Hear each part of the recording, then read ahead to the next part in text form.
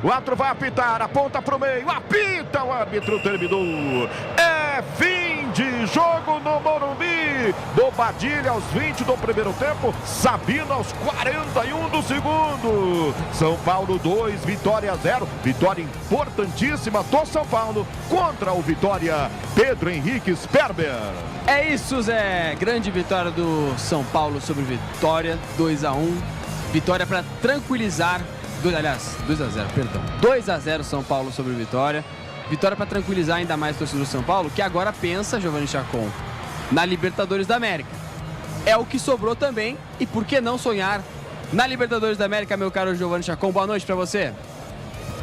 Boa noite, Pedro Henrique Sperber. Boa noite para o pessoal ligado nesse pós-jogo aqui da Jovem Pan. Por que não sonhar? O tricolor está de olho na Copa Libertadores da América. Nesse meio de semana, na terça-feira, enfrenta o Atlético Nacional de Medellín, na Colômbia, no Atanásio Girardot. Primeiro jogo dessa fase de oitavas de final. Tricolor que depois, caso passe, o vencedor de LDU e Botafogo, né? Então já conhece o seu caminho, já conhece os seus adversários pela frente na Libertadores. Mas também tinha que prestar atenção, ficar de olho no Campeonato Brasileiro. Isso foi feito, isso foi conquistado nos últimos 5 jogos pelo Brasileirão, 5 vitórias.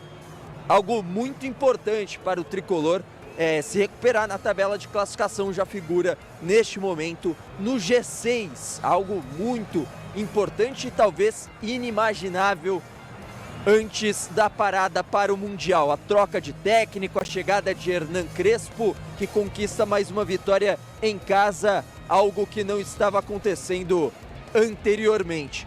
Tricolor que agora vai viajar para Medellín, ainda pôde poupar alguns jogadores para essa partida. O próprio Cédric Soares, por exemplo, não foi acionado hoje. O Mike ficou por sua totalidade na partida.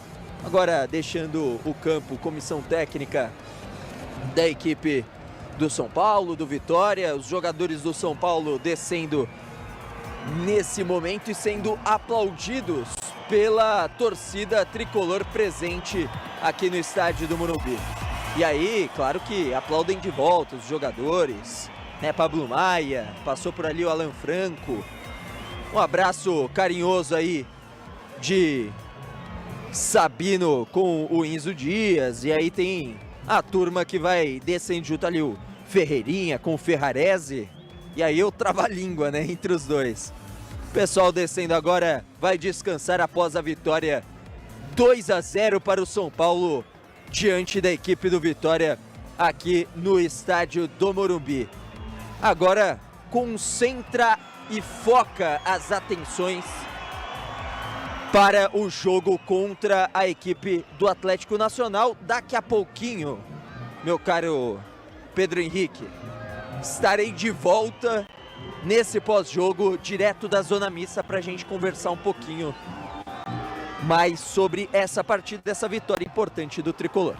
Exatamente, Chacon, você que vai para a Zona Mista agora, trazer também alguns convidados, logo mais vai passar na Zona Mista, e assim que você chegar e você tiver a posse, pode acionar a gente e pode chamar que você terá os microfones abertos aqui na Jovem Pan.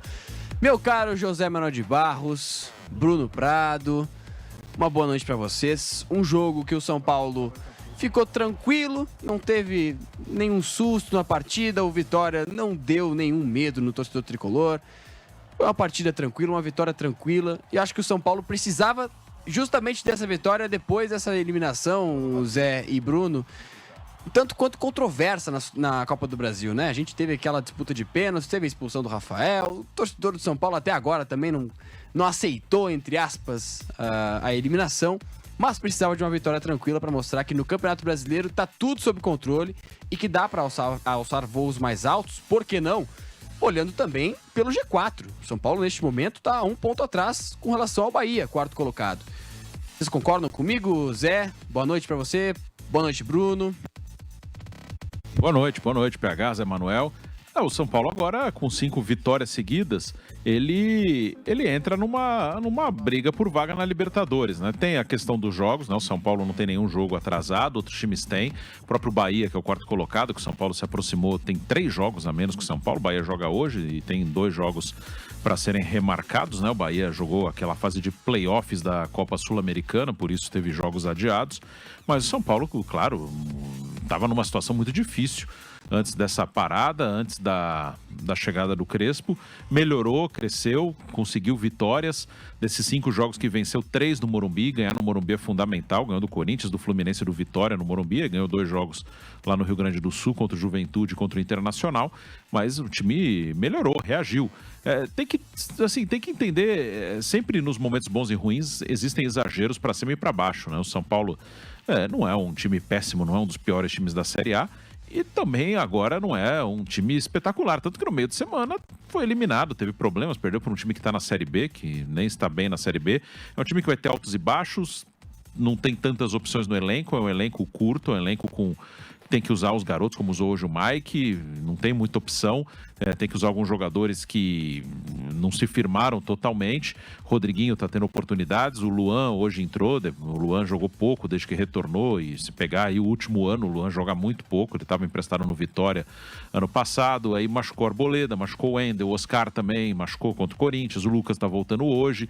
Então, assim, não tem... O São Paulo é um time competitivo, é um time que num campeonato de pontos corridos a briga por vaga em Libertadores e brigar por Libertadores e brigar embaixo, a distância de pontos não é tão grande assim, então quando você dá uma arrancada você vai parar lá em cima. Se você ficar 5 jogos sem perder, você começa a se preocupar, sem ganhar, né? 5 jogos sem ganhar, você começa a se preocupar de novo com a parte de baixo, mas o São Paulo pelo menos estabiliza, né? Ele vai para uma posição mais próxima da realidade dele. Ano passado o São Paulo foi 6º colocado. Esse ano eu imagino que a briga é mais ou menos por essas posições, um pouco embaixo, um pouco em cima. Então o São Paulo vive um momento muito bom. Ganhar 5 jogos seguidos no Campeonato Brasileiro não é uma coisa normal, rotineira, vai ter os seus tropeços, mas tem que aproveitar o momento para somar ponto. Próximo jogo é um jogo que na teoria também é para o São Paulo vencer, mesmo fora de casa. Joga com o Sport, que é o Lanterna. Dá para buscar uma vitória no Recife, né? De vez em quando o Sport tira uns pontinhos de alguns times lá na Ilha do Retiro, mas é um jogo que teoricamente dá para buscar uma 6ª vitória. Então, aproveitar o momento, né? Aproveitar que o momento é favorável no Campeonato Brasileiro. Copa do Brasil já foi, não tem o que fazer. E terça-feira um jogo importante, um jogo em que o São Paulo tem que tentar voltar com o resultado para trazer a decisão aberta para o Morumbi. E assim, Zé, a gente até na última quarta-feira, no Corinthians e Palmeiras, o nosso Fábio Piperno tirou sarro, né, digamos assim, com a eliminação do São Paulo e disse o seguinte, que agora quero ver o pessoal empolgado falando do Hernan Diola, que ficavam chamando ele de Hernan Diola, uma mistura de Hernan Crespo com Guardiola. É claro que o torcedor vai ficar empolgado olhando no Campeonato Brasileiro 5 vitórias consecutivas. Desde que o Crespo chegou, são 7 partidas. Aliás, são 8 partidas. Tem aquela derrota pro Flamengo. Mas são 8 partidas, apenas uma derrota. Não tem como o torcedor não ficar empolgado com 5 vitórias consecutivas. E agora está olhando na Libertadores da América. Quando o Crespo chegou, estava olhando para a parte de baixo da tabela, no Z4. O São Paulo, se for tirar os pontos que conquistou com o Crespo, nos últimos 6 jogos, o São Paulo conquistou 16 pontos. O São Paulo teria 12 pontos neste momento, o que seria uma pontuação horripilante. Claro, são 6 partidas, né? A gente esperaria que o São Paulo pontuaria, e tal qual pontuou neste momento. Agora, dá para conter essa empolgação, Zé? Ou você acha que também o torcedor de São Paulo tem que ficar empolgado mesmo, porque o trabalho, de fato, é bem feito com o Crespo? Não, eu não acho que é para empolgação, mas é para, assim, ter mais tranquilidade, ficar mais tranquilo, menos ansioso, nervoso. Você imagina o torcedor vendo São Paulo e Bahia, 2-1 Bahia. São Paulo e Vasco em casa, 3-1 Vasco. Pega o Flamengo lá, é de um absurdo, o Flamengo é líder do Brasileiro, perde 2-0. O torcedor, 3 derrotas seguidas, teve que passar por aquele um mês lá de Copa do Mundo de Clubes. Assim, aí chega o novo treinador, começa perdendo, mas no jogo seguinte já mostra alguma coisa. E conquista aquele empate lá, e acho que começou ali. Em Bragança, um São Paulo mais consistente. melhor distribuído em campo, marcando melhor. E a partir dali, o São Paulo só ganha. A gente vai falar agora, são 5 vitórias seguidas no Campeonato Brasileiro, mas se for somar com a Copa do Brasil, são 6 vitórias em 7 jogos. É um aproveitamento realmente, e há muitos senões no jogo contra o Atlético Paranaense. Eu não consigo afirmar se o Rafael tocou ou não tocou em ninguém. Eu já vi imagem que é certeza que não tocou, e já vi imagem que há uma suspeita, a imagem por trás ali, pode ser que tenha tocado. Então, é muito complicado mesmo, mas assim, o fora da curva foi esse jogo contra o Atlético na Arena da Baixada, onde o São Paulo normalmente se dá mal mesmo, né? Ele se dá mal mesmo lá. O grande jogo do São Paulo contra o Atlético, o mando do Atlético, foi a final da Libertadores. Mas não foi lá, foi no Beira-Rio. Foi lá em Porto Alegre, né? E jogando nessa arena aí, realmente é bem complicado. Há um histórico aí do futebol, e isso pesa.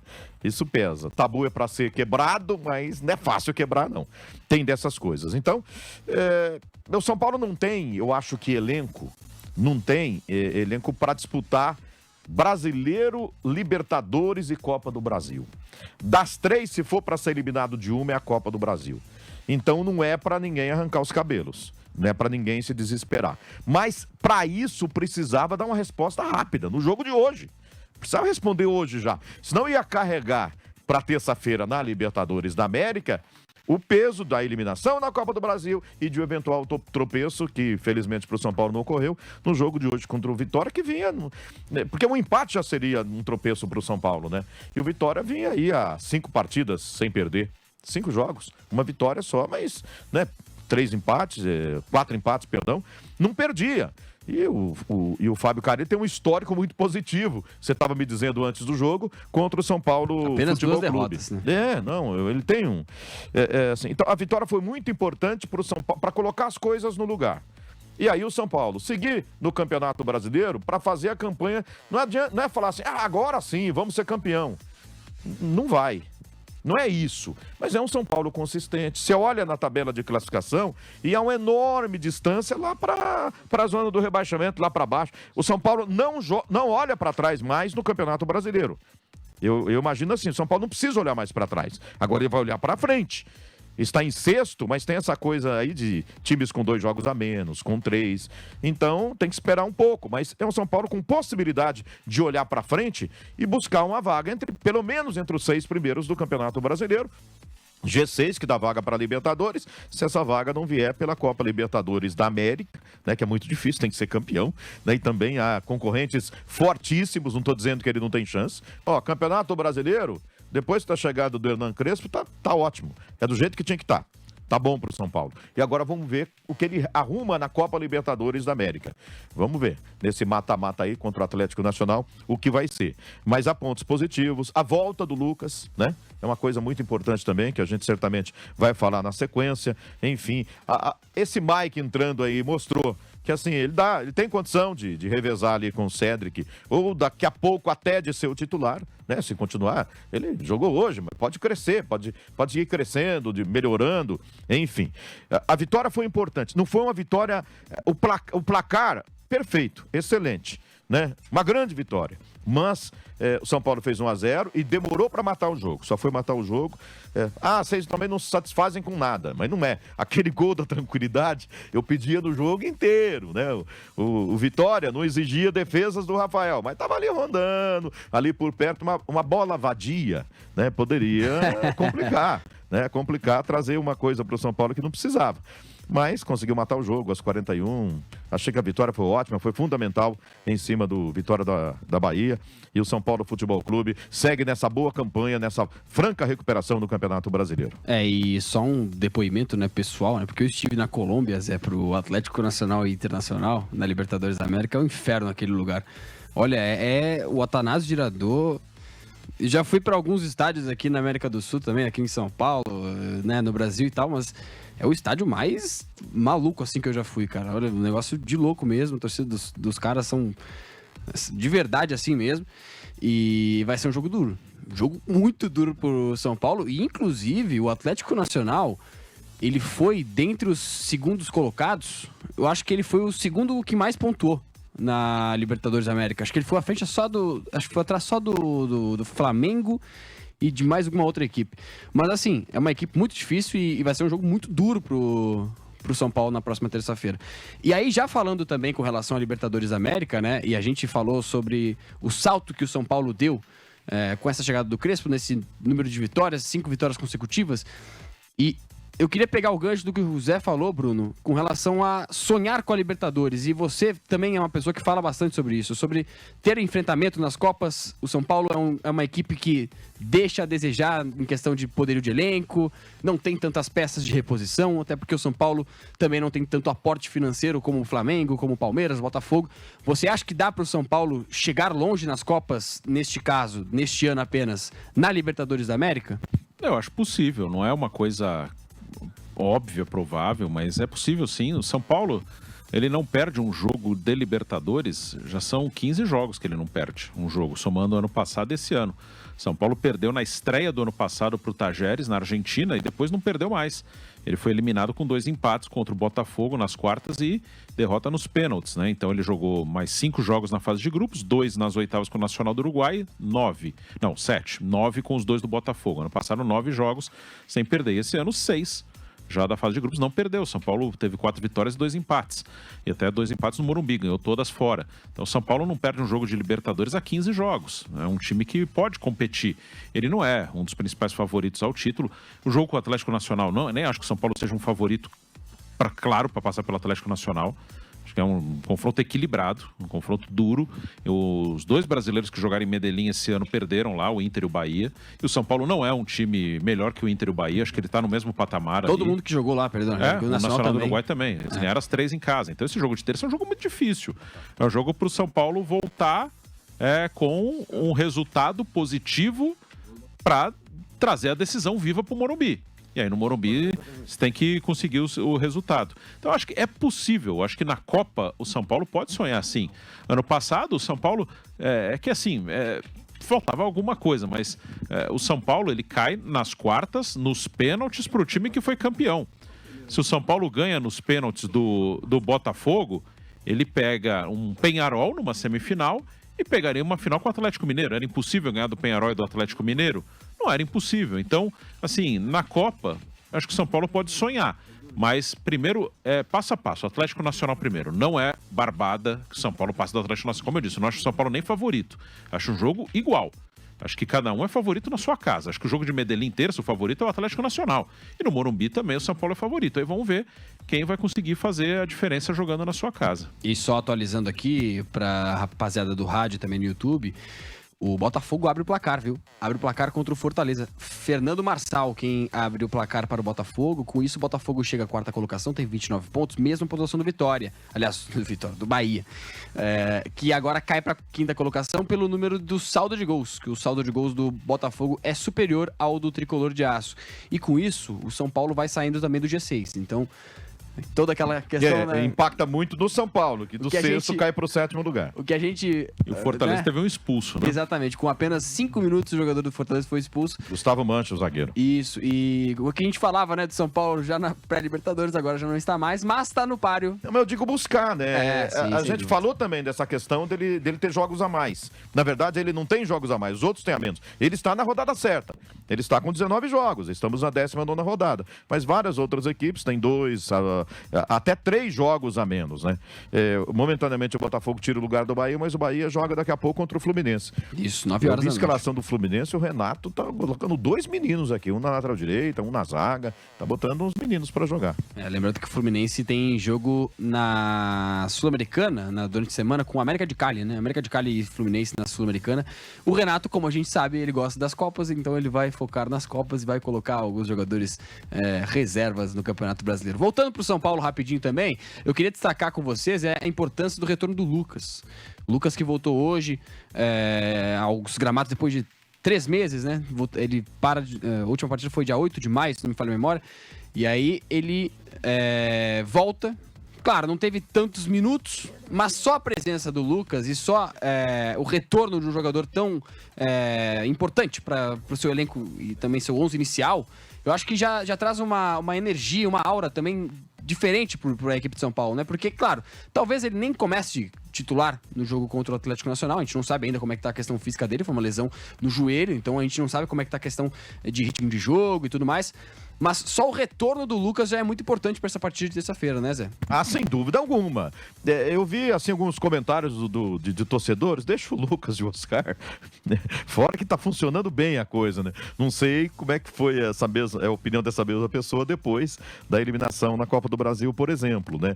São jogadores importantes que o São Paulo não tinha, como o Caleri que nem vai ter, não é? Como o Arboleda, que vai ficar um tempo fora. Arboleda seria um jogador, assim, para esse tipo de jogo, né? Contra o Atlético Nacional, ele seria fundamental. Infelizmente, o São Paulo não tem, mas tem uma zaga que está funcionando, né? Com Ferrarese, Alan Franco e Sabino. Assim, eu acho que é importante você ter um cara igual o Lucas ali como opção. Eu acho que ele não tem condição física de começar jogando e eu nem o colocaria, tá voltando agora. Do jeito que ele entrou hoje, entrar aos poucos, né? Vamos voltar ganhando o ritmo da equipe. O São Paulo tem um time base que tá funcionando, então eu acho que ele não precisa mexer nisso. O correto seria manter o que o São Paulo tem. Eventualmente com o Alisson entrando no meio campo, né? Se o Rodriguinho for jogar talvez um pouco mais à frente, mas aí é Luciano e mais um. Eu acho que o André Silva, pela função tática, talvez seja o escolhido, né? Eu acho que ele poderia manter.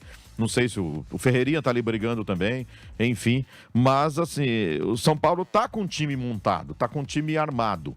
E pensando no Lucas, eu acho que nesse jogo de ida contra o Atlético Nacional, você pensa no Lucas como... Já pensou um cara para entrar ali no segundo tempo, para dar um ganho técnico, né? Mais do que físico pelo momento dele, mas para dar um ganho técnico, para ser um diferencial, seria muito importante. Então a volta dele é importante por isso. Os companheiros, o Lucas está aqui, um grande ídolo, um grande jogador, né?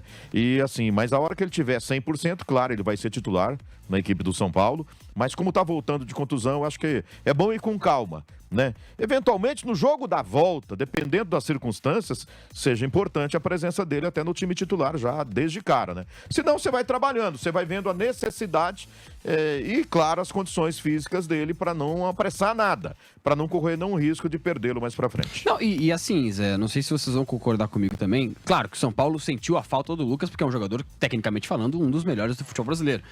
Agora, o São Paulo, sem o Lucas, conseguiu se adaptar nesse momento, nesse período sem ele com a lesão. Eu acho que até também com relação ao Oscar, também outro jogador que convive muito com lesões essa temporada, e o São Paulo também não sente tanta falta do Oscar. Então acho que o São Paulo conseguiu se adaptar a esse momento sem o Lucas e sem o Oscar, com peças como o Rodriguinho, conseguiu se achar com um meio de campo mais fortalecido com o Bobadilha. Então acho que assim, é claro que o Lucas, o retorno dele é muito importante, até pela experiência dele também para essas partidas de Libertadores da América. Mas o que o São Paulo mostrou com o Crespo nesses últimos jogos é que não vai sentir, claro que vai sentir falta do Lucas, mas não vai sofrer tanto sem o Lucas. E acho que isso é uma coisa que a gente viu nesses últimos jogos e talvez para esse próximo jogo de terça-feira, Bruno Prado, mostre também que, claro, se o Lucas não precisar começar a partida, vai estar tranquilo que, ao menos assim, na segunda etapa, talvez, ou se ele acabar não precisar entrando, o São Paulo vai estar tranquilo para esse jogo, você não acha? Sim, ele é importante contar com ele, principalmente em jogos resolvidos no detalhe ali. Ele pode ser um detalhe para resolver o jogo, ele pode ser o diferencial. Para o jogo do Morumbi, não sei qual vai ser a condição dele, mas pode ser um jogo que o São Paulo tem que reverter um resultado, joga fora o primeiro jogo. Então ele é um cara importante, ele é um cara que tem a capacidade de decidir jogos, de fazer alguma coisa diferente. Em Medellín não vai jogar, com certeza, vai ficar no banco, né? Pode jogar, entrar durante o jogo, mas não, acho que seria uma surpresa muito grande se ele iniciasse o jogo lá. Eu imagino que o time, é bem claro o time que vai jogar lá.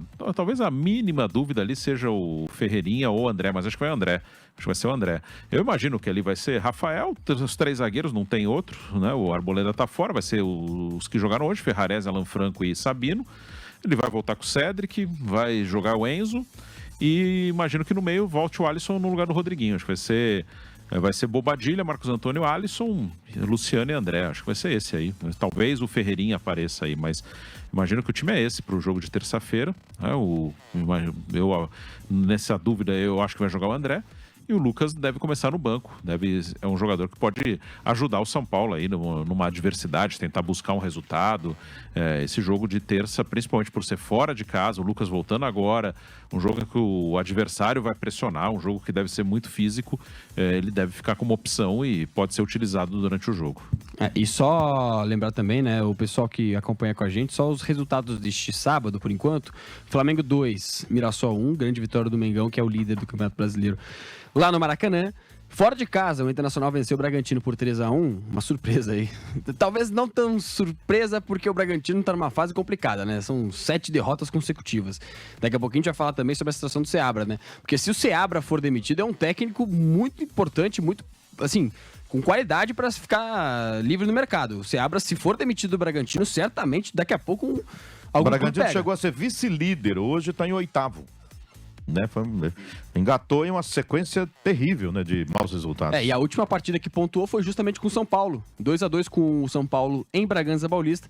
Foi a segunda partida do Crespo, né? O Crespo ele começa com o Flamengo, perde pro Flamengo, depois empata com o Bragantino e aí vem toda essa ali começou a ascensão do São Paulo e a derrocada lá, né? Do Bragantino. Exatamente.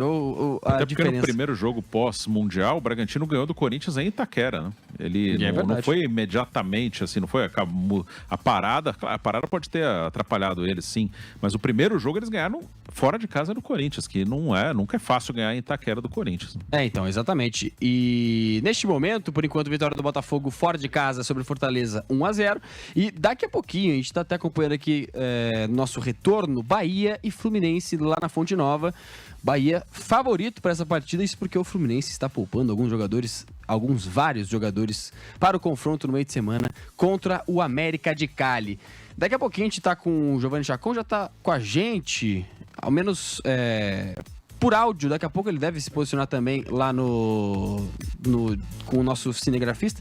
Mas a gente já vai acionar o Giovanni Chacon daqui a pouquinho para falar um pouco mais sobre o São Paulo e também falar sobre os jogadores que vão passar na zona mista, e a gente vai ficar atento com quem for passando, né? Que a gente gosta de ouvir o pessoal que vai passando na zona mista do São Paulo.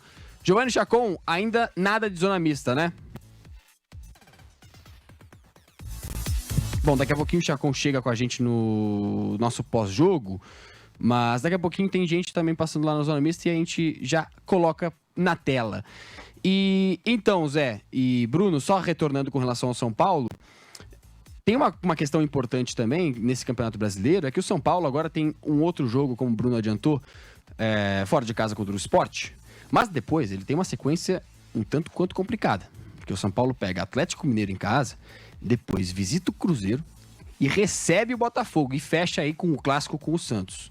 É claro que o Santos também não é uma potência, né, mas a gente sabe que é um clássico, então não é um jogo qualquer. E é na Vila. Né? E é na Vila, exatamente. Então, dá para esperar um São Paulo mantendo essa sequência positiva de jogos contra o Sport, mas depois tem uma sequência dura. Então, aí tem aquele alerta, aquele aviso pro torcedor. Não fique assustado que pode ser que tropece, que é um caminho natural. Porque tem jogo complicado. O Atlético Mineiro em casa é complicado. O Cruzeiro fora de casa talvez seja hoje a equipe de melhor futebol do país jogando em Minas Gerais. Depois recebe o Botafogo. E aí fecha com o Santos. Essa sequência de jogos pode ser complicada também para o São Paulo no Campeonato Brasileiro, Bruno? É uma sequência que não é fácil, mas assim, o São Paulo ele tá competindo, ele melhorou, o São Paulo tá num bom momento, então ele volta a competir. Aí você pega uma tabela mais favorável, você consegue fazer alguns resultados e conseguiu.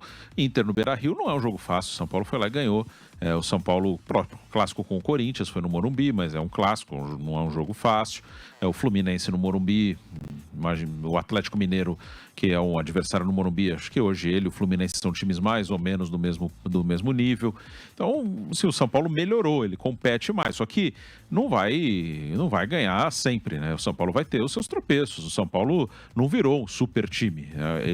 Ele não é o que estava antes no campeonato, ele não é um time para estar ali lutando para não cair. O São Paulo é um time, acho que no Campeonato Brasileiro você tem Flamengo e Palmeiras, alguns anos consolidados como forças, e às vezes entra um terceiro para brigar. Esse ano o Cruzeiro está ali. Botafogo, ano passado, o Galo já foi campeão também. Às vezes aparece alguém no ponto corrido. Não dá para descartar o Botafogo de novo esse ano, pelo menos para ficar ali em cima, né? O Botafogo é um time que vai brigar ali, pelo menos por vaga na Libertadores. E aí acho que tem um bolo, depois do Palmeiras e o Flamengo, e às vezes alguém chega junto com eles, o Cruzeiro tá lá, depois tem um bolo que eu acho que é muito grande ali. Tem uns 10 times, pelo menos, que são muito próximos. E aí é momento, é detalhe, o time tá no momento que ele dá uma embalada, tem um calendário um pouco mais cheio, outro um calendário um pouco mais vazio, aí um prioriza Copas, o outro leva mais a sério o brasileiro. Mas acho que tem uns 10 times que são muito próximos. Acho que o São Paulo tá nesse bolo aí. Não acho que o São Paulo seja nem muito melhor, nem muito pior do que o próprio Botafogo, porque o Botafogo mudou muito o elenco. O Botafogo acho que o Botafogo tem um potencial para crescer, mas ele trocou muito jogador, então ele está formando um time ali. Ele não é nem um time que não ganha de ninguém, nem um time que ganha de todo mundo. Ele está nesse meio aí, daqui a pouco ele vai voltar para o normal, ele vai ganhar em casa, aí vai lá fora, perde, daqui a pouco ele vai dar uma estabilizada, né? Ele viveu os dois extremos, daqui a pouco ele vai para o lugar natural dele. E assim, e é aquilo que a gente costuma falar também, né? Não dá pra ficar empolgado de achar que ganhou 5 é o melhor time do Brasil e perdeu 5 é o pior time do Brasil, como é o caso do Bragantino. As pessoas agora vão falar que o Bragantino não serve. É desse bolão aí de 10 times aí. Exatamente. As pessoas vão falar que o Bragantino não serve. Só que no início ele estava fazendo uma classificação de estar no bolo do Flamengo e do Palmeiras, que não é a realidade dele, como também não é um time para perder 7 jogos seguidos, né? Ele é desse segundo bolo aí que o São Paulo está no meio. O Bragantino tem um time mais ou menos próximo do São Paulo. Agora tem uma questão nisso aí. Se você ganha 5 seguidas, você vê o treinador do Cruzeiro, por exemplo, Leonardo Jardim. Na entrevista coletiva, o Cruzeiro ganha, o Cruzeiro tá aí quase líder, o Cruzeiro não sei, vai ser campeão. Ele fala, não, o Cruzeiro está buscando aqui, estão disputando, tentando ficar aqui entre os primeiros. Não é favorito para nada. Não sei, ele tenta tirar. Isso é o normal. Ou seja, São Paulo ganhar 5 seguidas, é muito melhor você, gente, calma, pés no chão, porque assim, vem com uma sequência de vitórias, mas não quer dizer que vai ganhar de todo mundo. Para que não haja uma cobrança excessiva, que é muito, e o Bruno tem toda a razão, que é muito de todos nós, de torcedor e imprensa. Né? Que assim, time teve uma sequência, pronto, já é. Não, o elenco não era tão ruim assim. Mas aí se perder 5 seguidas, ou perder 3, empatar 2, ou cai de uma Libertadores, já caiu da Copa do Brasil, cai na Libertadores. É muito mais difícil você reverter. Entendeu? É muito mais complicado, porque ninguém vai falar, calma, gente, que perdeu 5, mas daqui a pouco vai ganhar. Ninguém fala. Aí é geral, assim, porcaria, jogador nenhum presta, treinador não presta, ninguém presta, nada presta. E aí até o psicológico do time, os jogadores, eles não têm força para se reerguer. Então, assim, quando tá lá em cima, dá para você fazer a galera ficar com os pés no chão. Calma, gente, vamos com tranquilidade aí, vamos com calma, beleza. Mas se tiver mal, se tiver com uma sequência de derrotas, é muito difícil você sair lá de baixo. E até o exemplo do Cruzeiro, né, que você falou, Zé, Cruzeiro muito bem, e aí num dia que ele não vai tão bem, ele perde em casa pro Ceará. As diferenças não são, assim, absurdas. E empata com o CRB. Sim, empatou com o CRB no Mineirão. Foi na sequência, né? Foi um jogo após o outro. Então, assim, tem diferenças e o campeonato vai mostrar isso na pontuação. Mas no jogo único, assim, o jogo da rodada, o Flamengo foi jogar com o Ceará lá em Fortaleza semana passada. Não ganhou lá. E não é anormal não ganhar lá. O Campeonato Brasileiro é isso. O Campeonato Brasileiro ele não é campeonato... A discrepância vai aparecer na pontuação final. Flamengo e Palmeiras provavelmente vão ultrapassar os 70 pontos. O Cruzeiro também está caminhando para isso. Aí vai ter o Ceará, se ele fizer um pouco mais de 45, ele está feliz. Ele fica 50 pontos, Ceará, tá ótimo. Então ele vai fazer uns 20 pontos a menos que o Flamengo e o Palmeiras. Vai parecer, nossa, é uma diferença enorme. Na média, regularidade vai ser. Mas no jogo direto, o Ceará joga com o Flamengo, o Ceará joga com o Palmeiras, joga com o Cruzeiro. Ele faz jogo duro. Então a diferença ela acaba sendo na média e não no confronto direto. No confronto direto não é uma discrepância tão grande, por exemplo, do Ceará para o Flamengo, a ponto de... Não, o Flamengo tem que ir lá no Castelão e tem que enfiar 3 no Ceará. Não é assim. É jogo duro, perder ponto lá é normal. Até o PVC trouxe uma estatística que ele estava falando disso, né? Ele estava falando, nossa, tá uma loucura assim, tava um escândalo que o Flamengo empatou com o Ceará. E não é, e ele falando que o brasileiro não é assim, o campeonato brasileiro. Ele falou que acho que desde 2017 de 2017 para cá, com exceção do Flamengo de 2019, que realmente foi uma exceção, até na pontuação, fez 90 pontos, todos os campeões brasileiros de 17 para cá, menos o Flamengo de 19, perderam ponto para algum time que foi rebaixado. Todos. Então, o Campeonato Brasileiro é assim. O ano passado o Botafogo foi campeão não só do Brasileiro, também da Libertadores. O Botafogo não ganhou nenhum dos 2 jogos do Criciúma. Foi rebaixado. Ele perdeu em Criciúma, empatou no Rio. Ele empatou no Rio com o Cuiabá, que foi o último Perdeu colocado. os 2 pro Cruzeiro, por exemplo. Perdeu os 2 pro Cruzeiro, que foi 9º colocado. O Botafogo foi em Caxias e perdeu pro Juventude, que brigou embaixo, ficou em 15º e agora está na zona de rebaixamento. Então, o Campeonato Brasileiro é assim. Às vezes criam umas ilusões meio malucas que tem um time que tem que chegar lá e ganhar de todo mundo, tem que ganhar fora de casa. Não é assim. O brasileiro ele é equilibrado. E o PH, ele começou falando dos jogos futuros, né? Tirando do esporte, que é fora de casa, entre os jogos da Copa Libertadores da América e depois uma sequência duríssima. Mas se você olhar para trás, você pode falar... Ele teve Juventude fora, você não pensa que é fácil. Mas tudo bem, eu vou tirar. Mas aí ele teve Fluminense, ele teve Corinthians, né? Clássico. Ele teve Bragantino em Bragança, e no momento em que o Bragantino estava bem, não era o Bragantino de agora. Flamengo no Maracanã. Então, olha a sequência. Isso falando assim, depois da parada do Campeonato Brasileiro para a Copa do Mundo de Clubes, né? Então, também foram jogos difíceis, não é? Então, ele vai ter na sequência jogos duríssimos, mas não são tão diferentes, porque Campeonato Brasileiro são pouquíssimos jogos que são chamados jogos que você entra com a obrigação de ganhar. Porque você é o grandão, ricão, a diferença é muito mais financeira às vezes do que técnica, mas há uma diferença. Mas assim, não são muitos jogos assim, que você entra e fala, puta, esse jogo é tranquilo, esse jogo é... Principalmente fora de casa. Em casa ainda você tem um pouquinho mais dessa... Mas fora... Eu diria, fora de casa acho que não tem nenhum, né? Às vezes até o esporte tira uns pouquinhos. O esporte está destoando muito, né? Não ganhou nenhum jogo, tá muito mal. Fora isso, fora de casa não dá para cravar nenhum jogo. Vai chegar lá e vai ganhar. O Mirassol, ele perdeu pro Cruzeiro um gol de diferença, né? A outra derrota dele, ele estava com 2 derrotas até hoje. Era o Bragantino em Bragança. Em Bragança Paulista, também um gol de diferença. Foi um gol aos 50 minutos que ele tomou. E hoje, pega os números do jogo do Maracanã. Ele perdeu por um gol de diferença. Primeiro tempo é uma diferença nos números, né? O Flamengo finalizou muito mais, etc. Mas você já vai para o segundo tempo e a diferença não foi tão grande, não é tão grande assim.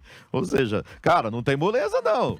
Fora de casa, tô olhando aqui até o retrospecto, o Palmeiras ele tem a melhor campanha. Tem 8 jogos, 6 vitórias, um empate e uma derrota. O problema do Palmeiras é em casa. Fora de casa ele tá muito bem no campeonato. Exatamente. E ainda com relação a isso de né, fazer valer a questão de casa, né? O São Paulo teve 2 derrotas em casa que, assim, não eram esperadas, né? A derrota pro Mirassol e pro Vasco da Gama. Eu acho que isso faz diferença. Já que você citou, o Flamengo com o em casa. Sport com Fortaleza. Também tem isso. Flamengo em casa, 26 pontos. O segundo é o Cruzeiro com 22. O São Paulo tá em quinto, em casa com 18 pontos. Aí fora de casa, Palmeiras 19 pontos, Cruzeiro 15, Flamengo é terceiro aí com 14, São Paulo em sétimo com 10 pontos, como visitante no Campeonato Brasileiro, correto? Correto. Falei certo aqui? Falou certo, Zé. Então, e aí isso faz diferença.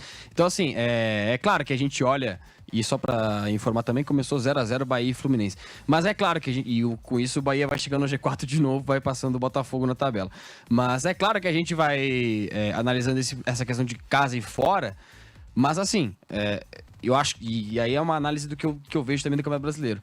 Como o Bruno falou, é uma trocação franca. Então, claro que às vezes fazer valer os seus pontos em casa faz diferença, mas tem pontos que você não esperava conquistar que você conquista fora de casa.